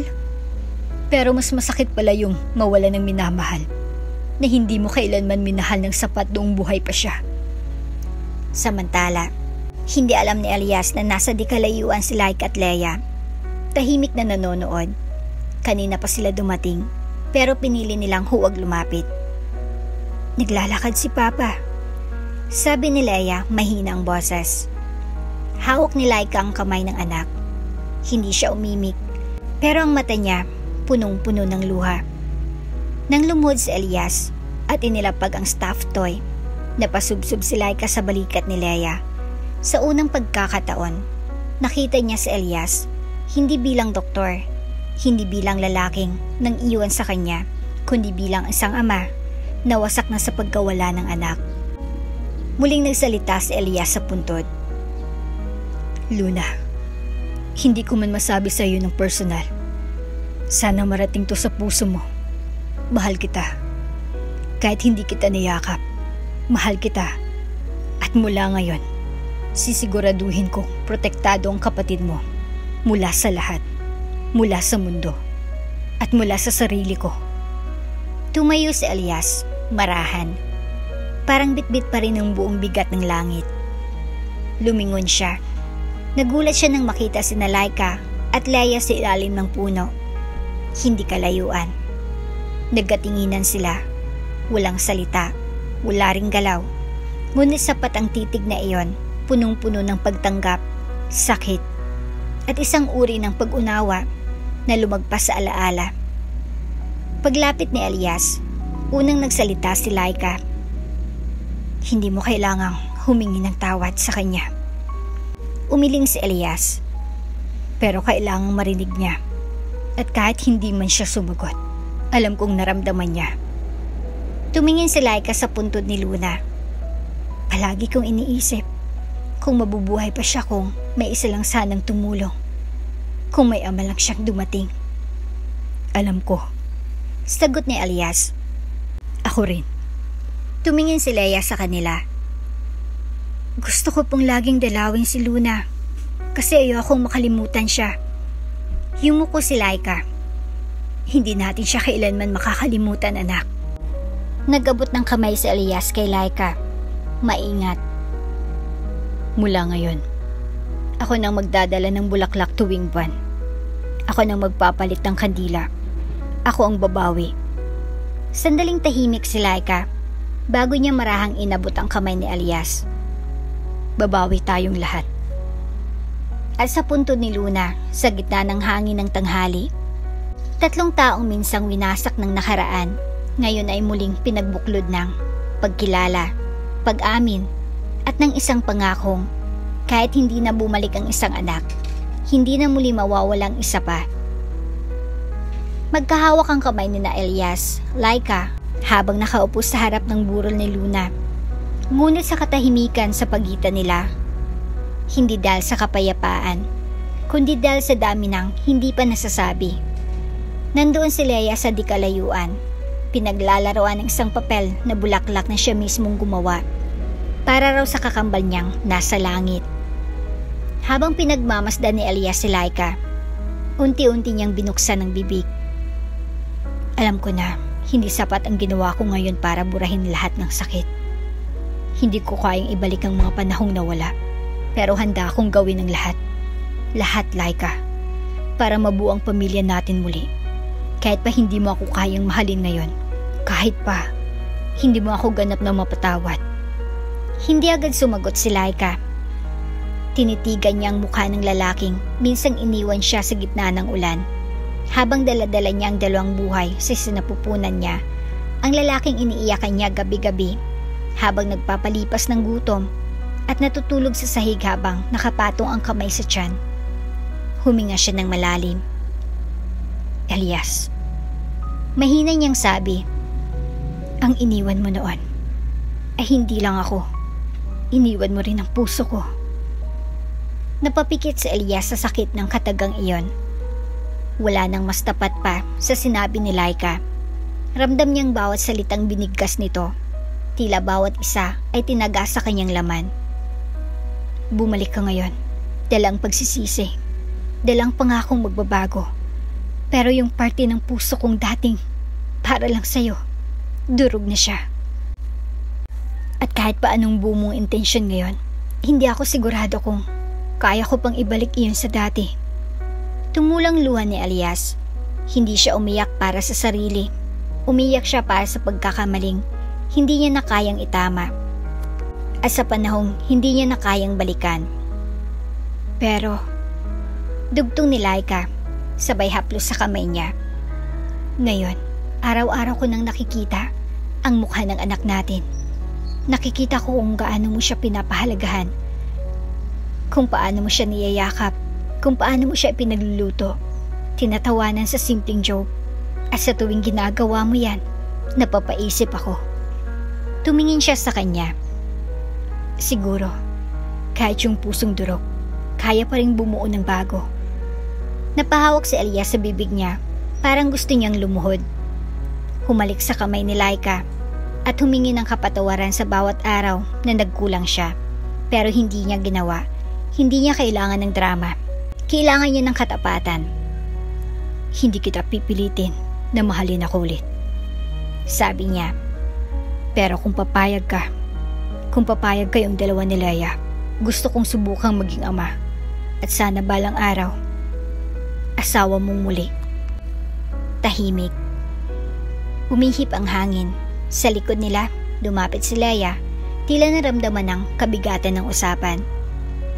Mama, mahina niyang sabi. Pwede po bang sama-sama tayong kumain mamaya? Ngumiti si Laika sa anak. Oo naman anak. At bago pa sila tumayo, hinarap niya muli si Elias. Hindi madaling magpatawad, lalo na kung hindi mo kayang kalimutan. Pero sa tuwing niisip ko si Luna, sa tuwing naririnig ko ang tawa ni Leia, sinasabi ng puso ko, subukan mo ulit Laika, hindi para sa nakaraan, kundi para sa pamilya mong naririto ngayon. Gabi, sa isang maliit na bahay pansamantala na, narentahan ni Elias malapit sa ospital. Kumpletong 3 sa pagkainan. Si Leia, masayang nilalagay ang paborito niyang ketchup sa fried chicken. Si Laika, tahimik lang na nakatingin. Pero ang ngiti niya ay totoo. Hindi pilit. Hindi alang-alang sa bata. Papa, okay lang po ba na tawagin kitang Papa? Tanong bigla ni Leia. Napatingin si Elias, parang nabigla sa tanong. Oo naman anak. Kung kailan ka handa. Ngumiti si Leia. Ngayon na po. Tumawa si Laika. Wala nang paentro yung bata ha. At sa simpleng tawag na, Papa, parang may humilom sa sugat ni Elias. Hindi man lubos, pero sapat na upang maramdaman niyang may pagbabagong nagsisimula. Pagkatapos kumain, lumabas silang tatlo sa maliit na porch. Pinapanood ang mga bituin. Ang sarap pala sa ganito, ani Elias. Tahimik, walang board meetings, walang press, walang gate na nakasara. Dagdag ni Laika sabay titig sa kanya. Sa titig na iyon, hindi niya na kailangang sabihin pa. Hindi pa ito lubos na kapatawaran, pero ito ay paanyaya para sa ikalawang pagkakataon. Hindi para muling mabuo ang kanilang relasyon, kundi para itaguyod ang bagong pamilya na tinatawag nilang tayo. Ang mga salitang binigkas ni Elias, nababawi ako, ay hindi lang panata, kundi babala rin. Dahil sa likod ng katahimikang iyon, may galaw na pala ang kasamaan. 3 linggo pagkatapos ng emosyonal na pagbabalikan ng pamilya, isang abogadong suot ang itim na suit ang dumating sa maliit na bahay ni Elias, dalang isang dokumentong nagpayanig sa katahimikan nila. Petition for custody modification. Petitioner, Matilda E. Madrigal. Respondent, Laika S. Madrigal. Minor child, Leia S. Madrigal. Nabitawan ni Laika ang hawak na tasa ng kape. Tumilamsik ang mainit na likido sa sahig. Nanginginig siyang napaupo. Ina mo? Tanong niya kay Elias. Hindi makapaniwala. Kinayom ni Elias ang dokumento. Hindi ko ito pinapahintulutan. Wala akong kailanman dito. Laika, maniwala ka. Sa loob ng Regional Trial Court, malapilikulang eksena. Sa kaliwa ng korte ay si Matilda, nakaupo sa tabi ng 2 malalakas na abogadong tagapagtanggol ng Madrigal Corporation. Sa kanan, si Laika, suot ang payak na bestida. Hindi nanghina pero halatang natatakot. Sa gitna, si Elias, nagpresenta bilang neutral party. Kahit pa ang puso niya ay durog na durog sa pagiging walang panig. Your Honor, panimula ng abogado ni Matilda, we present evidence that Miss Laika is mentally and emotionally unstable. Her past trauma, prolonged hospitalization, and documented amnesia prove she is unfit to raise a child alone. Objected, Your Honor. Sigaw ng abogadong ipinagtatanggol si Laika. Character assassination ito. Wala silang present medical proof of ongoing instability. Overruled. Banggit ng huwes. Continue. Lumapit sa stand si Matilda, may hawak ng mga larawan, mga kuha noong nakaratay si Laika sa ospital, umiiyak sa panaginip, tumatakbo sa hallway habang sumisigaw ng luna. Tingnan niyo po ito, Your Honor. Sabi ni Matilda, nakataas ang kilay. Ito bang ina na gusto niyong mag-alaga ng bata? Sira ang ulo, nalilito. Hindi makakilala. Ang apo ko, delikado sa poder ng babaeng yan. Humihit si Laika sa kinaupuan niya. Napapikit, nangingilid ang luha, ngunit hindi siya sumigaw. Hindi siya bumaba ng dignidad, sa halip, tumayo siya. Your Honor, totoo pong ako'y nagkasakit, na walang alaala ko, pero kahit walang pangalan, walang lugar sa isip ko, hinding-hindi nawala sa puso kong anak ko. Lahat ng ina, tumaraan sa kahinaan, pero hindi kami siraulo. Tao kami, may puso, at mas gugustuhin kong mamatay kaysa iwan ulit ang anak ko. Sa kalagitnaan ng pagdinig, tinawag ng korte si Leia bilang minor witness. Tahimik siyang lumakad sa harap, suot ang kanyang simpleng blouse at maong, dalang teddy bear ni Luna, na tila simbolo ng lahat ng kanyang pinagdaanan. Anak, tanong ng huwes, gusto mo bang sumama kay Grandma Matilda? Tumingin si Leia sa matandang babae, malamig, nakataas ang kilay, hindi man lang umiti. Tumingin siya kay Laika. Nangingilid ang luha, pilit na matatag.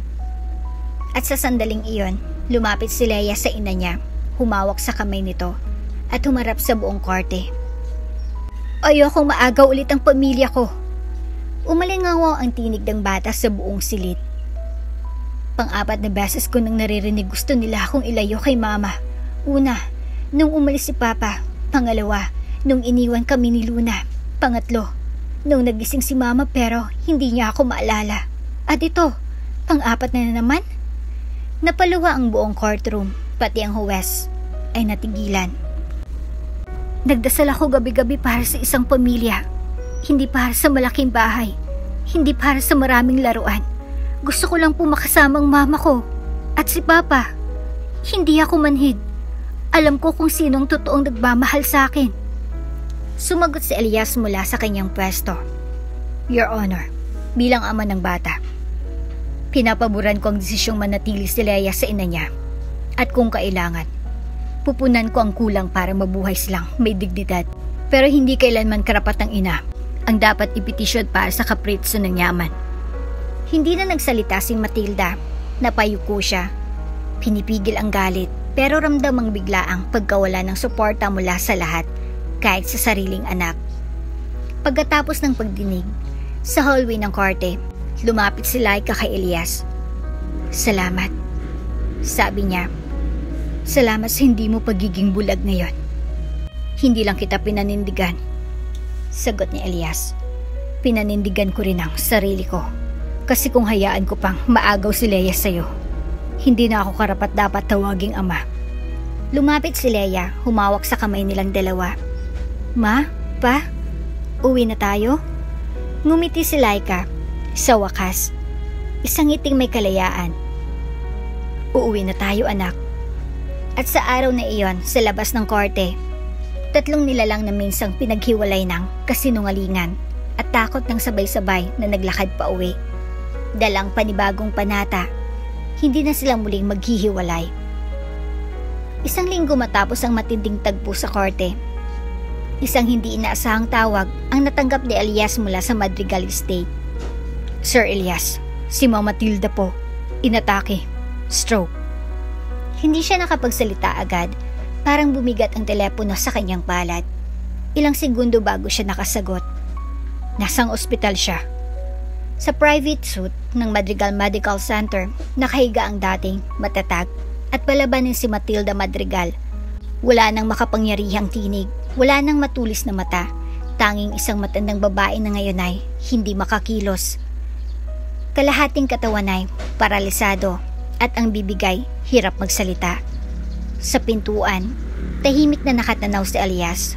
Sa loob-loob niya, hindi niya na alam kung awa, galit o lungkot ang nangingibabaw. Ngunit bago pa siya makapasok, isang kamay ang maingat na dumaan sa balikat niya. Hayaan mo akong mauna, mahinang sabi ni Laika. Nagkatinginan sila, walang tanong, walang pagtutol. Pagpasok ni Laika, may dala siyang tray ng lugaw at isang bimpo. Umupo siya sa tabi ng kama, tinitigan ang dating manugang na minsang nagpahamak sa kanya. Isang taong may malaking papel sa pagkawasak ng kanyang buhay at sa pagkawala ni Luna. Pero ngayon, nasa harap niya ang isang taong hindi na kailangan gantihan. Magandang umaga po. Mahinang bati ni Laika. Alam kong mahirap magsalita, pero naiintindihan ko ang tingin niyo. Hindi na po natin kailangang balikan lahat ng nangyari. Hindi na po ako galit. Napapikit si Matilda sa isang gilid ng kanyang mata. Isang patak ng luha ang gumuhit sa pisngi. Pinili ko po kayong alagaan. Dahil kahit po sinaktan niyo ako noon, kayo pa rin po ang ina ng asawa ko at lola ng anak ko. Tahimik na sinubo ni Laika ang lugaw sa kutsara at marahang inilapit sa labi ni Matilda. Wala po kayong kailangang sabihin. Hindi ko hinihinging mahalin niyo ako. Pero sana mapatawad niyo pa rin po ang sarili niyo. Lumipas ang mga araw. Araw-araw, si Laika ang nag-aalaga. Siyang nagpapaligo, nagpapalit ng damit, nagpapakain, nagpapalitan ng swab. Walang reklamo, walang paninisi. At araw-araw, tinitigan lang siya ni Matilda. Habang ang dating matigas na puso niya ay unti-unting binubura ng kabutihan ng babaeng minsang itinuring niyang kalaban. Isang gabi, dumating si Elias, dala si Leia. Tahimik silang naupo sa tabi ni Matilda. Si Leia, gaya ng dati, may bitbit na drawing. Lola, ako po ulit to. Bulong ni Leia. Nagdrawing po ako ng pamilya natin. Ipinakita niya ito sa lola. Isang larawan ng isang bahay. May araw sa itaas at 5 taong magkahawak kamay. May label. Mama, Papa, me, Lola, Luna, sa ulap. Tumulang luha ni Matilda. Gumalaw ang kamay niya.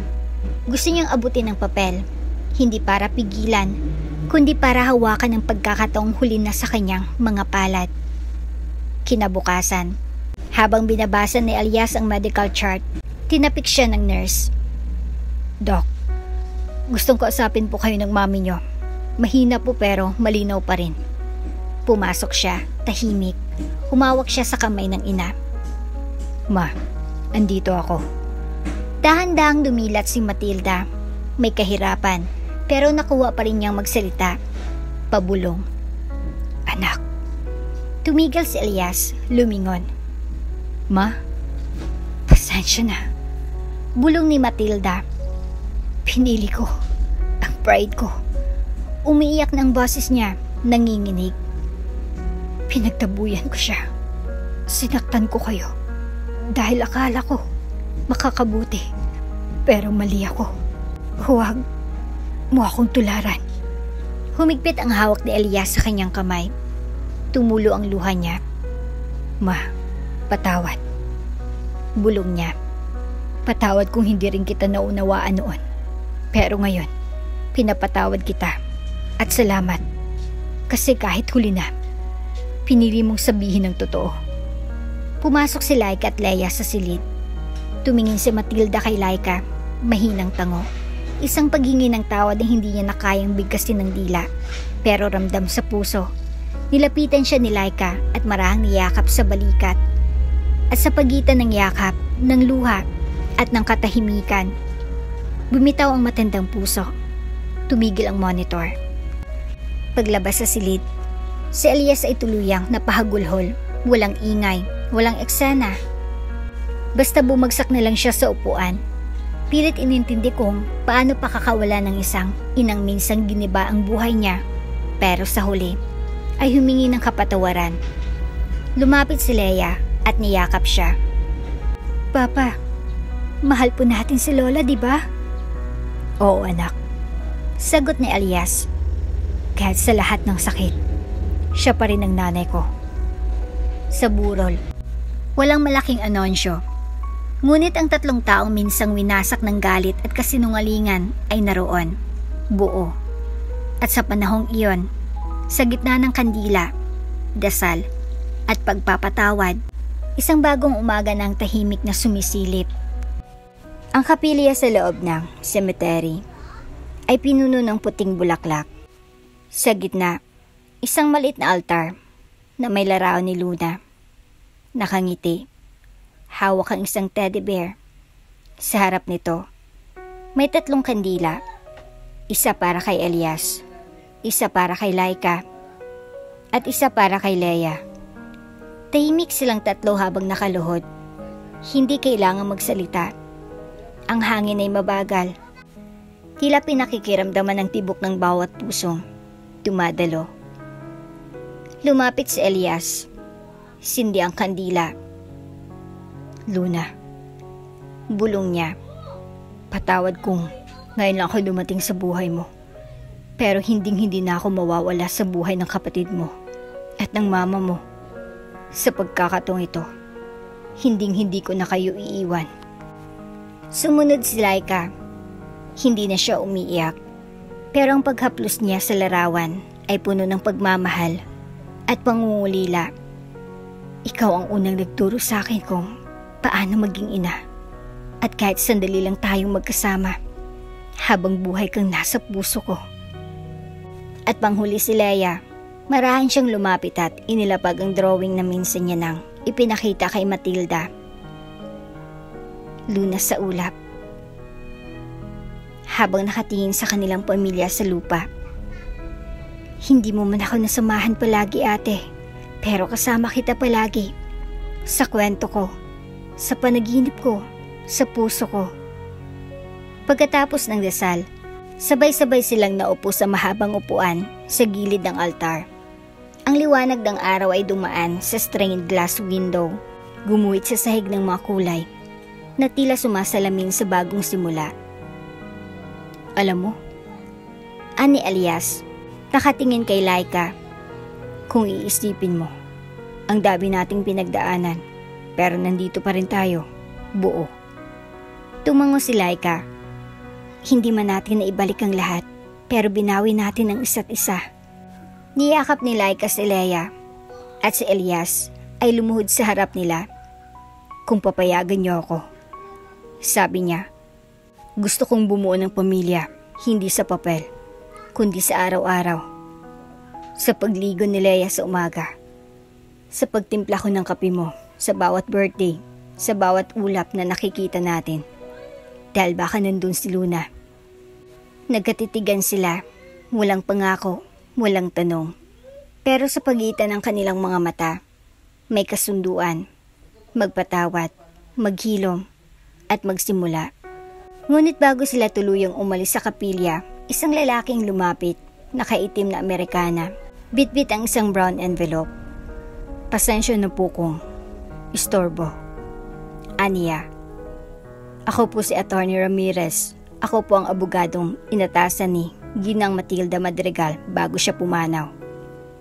Nagkatinginan sina Elias at Laika. May iniwang testamento ang inyong ina, Sir Elias. Dagdag ni Atty. Ramirez. At ayon sa kanyang huling habilin, nais siyang basahin ito sa harap ng buong pamilya, dito mismo sa harap ni Luna.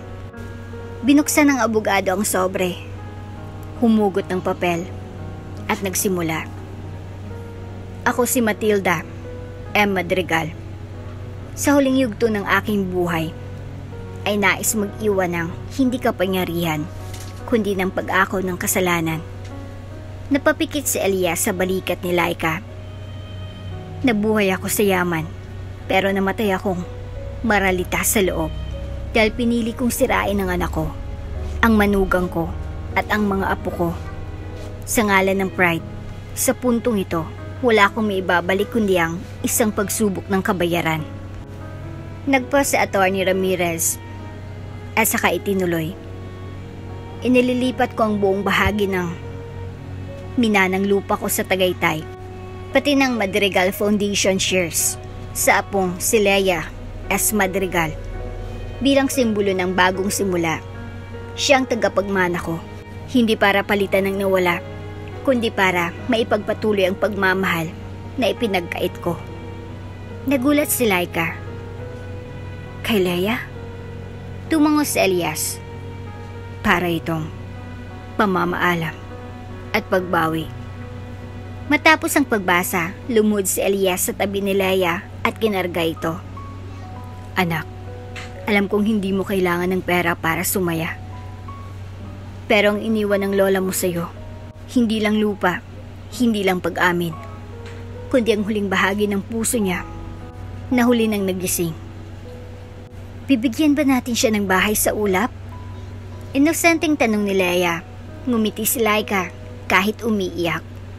Sa puso natin, may tahanan na siya at tayo may bagong simula. Sa paglabas nila ng kapilya, tila mas maliwanag ang araw. Ang hangin ay may halong lamig at liwanag. Para bang si Luna ay nandoon sa paligid nila, tumatawa, tumatakbo at sumasabay sa kanilang hakbang. At habang nakahawak si Elias sa kamay ni Laika, si Leia ay sa gitna nila.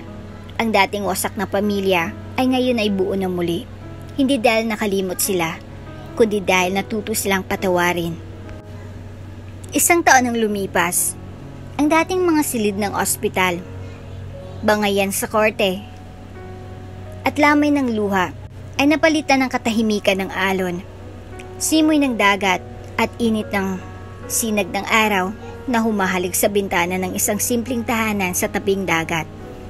Sa loob ng maliit ngunit maliwanag na kusina, naghahalo ng itlog si Elias, suot ang apron na may nakasulat na number 1 tatay. Nakapaskil sa dingding ang drawing ni Leia, stick figures ng 3 taong may mga label na mama, papa at ako. Mainit ng pandesal, Sigaw ni Laika mula sa pintuan, kagagaling lang sa tindahan sa kanto. Nakangiti siya, suot ang lumang sun hat at dalang basket ng prutas. "Breakfast time!"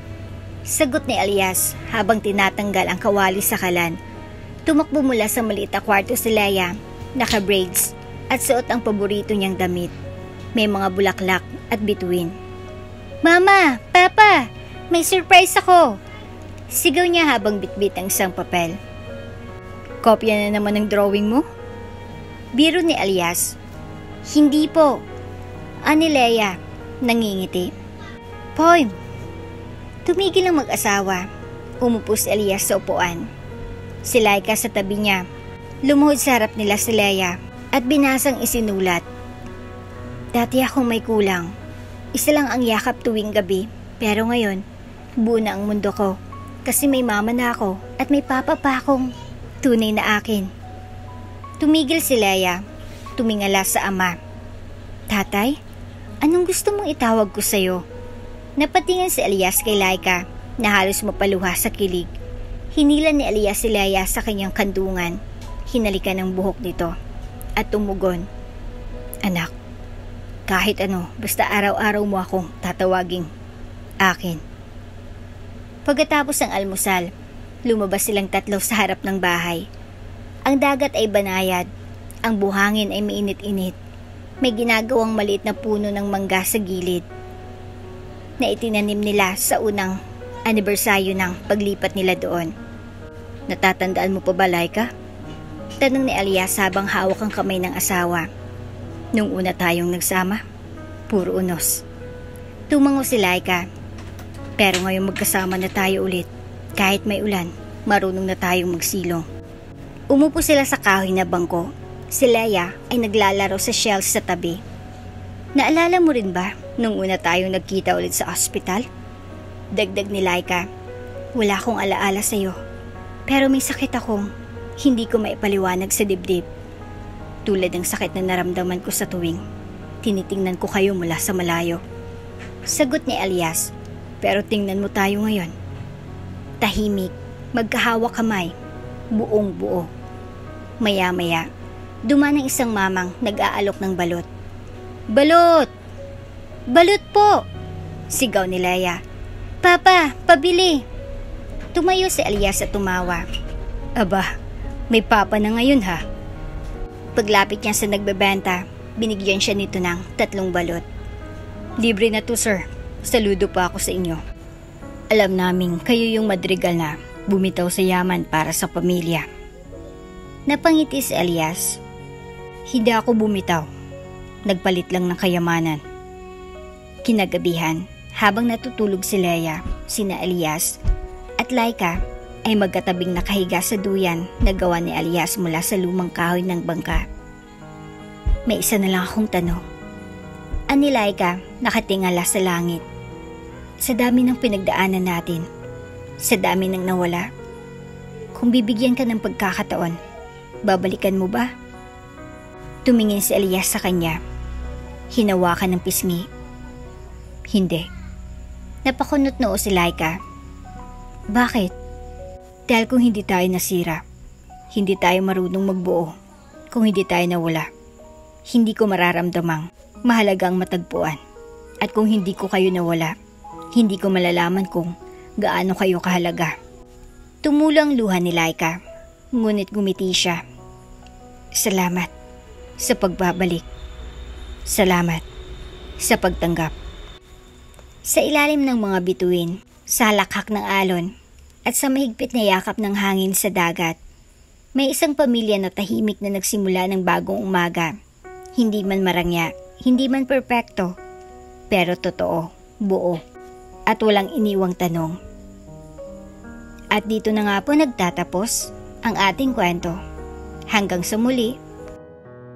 Bago ka pa lang sa channel neto, ibang kwento ni Ate Jane, istorya mo, ikwento ko. Huwag kalimutang pindutin ang notification bell at subscribe button.